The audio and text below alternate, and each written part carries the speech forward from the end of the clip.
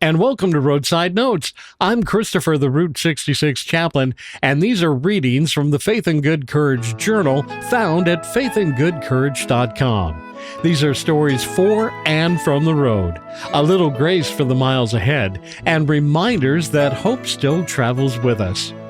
This journal, Kindness Costs Nothing, is from my entry on June 25th, 2026.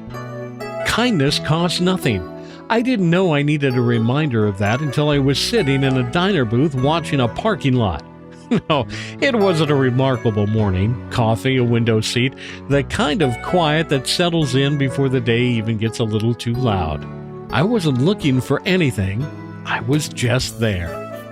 That's when they pulled in. An older car, moving carefully into the handicap space like it's made a trip 100 times before.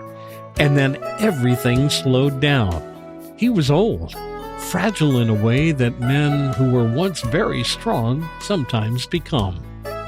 Getting out of the car took everything he had. You could see it in the way he gathered himself. The pause before the push. The quiet determination in his face. When he finally stood up, he straightened up, adjusted his sweater the way a Marine adjusts his dress uniform. Like it mattered. Like he still had somewhere worth showing up to go. He moved slowly to the trunk, retrieved a walker, then made his way to her door. He opened it without hurry, positioned the walker in just the right angle. You could see he was talking to her the whole time, calm and steady. He took one of her hands and placed it on the seat, guided the other to the walker, and stood up, and they began the slow walk to the front door together. I don't think he saw a single person watching. I don't think it would have changed anything if he had. I don't remember getting up. I don't remember crossing the diner or pushing through the door to hold it open. I don't even remember what I said as I walked them to a table. A proper table with room for the walker, not a booth. What I do remember is looking down and realizing I was holding two menus.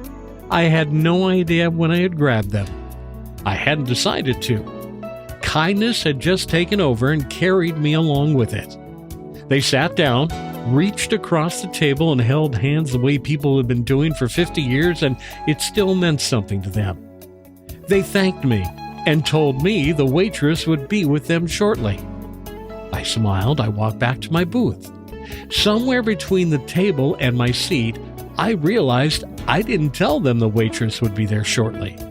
They told me. I was back in my booth maybe 10 minutes when the waitress came by to refill my coffee. She leaned in just a little and said thank you. She said she had seen the whole thing from the back of the restaurant and hadn't been able to get out from behind the counter in time.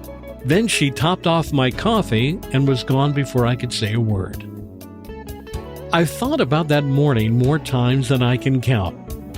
Not because anything dramatic happened, because nothing dramatic happened. An old man loved his wife well in a parking lot. A stranger held a door. Two menus got grabbed without thinking. That's all it was.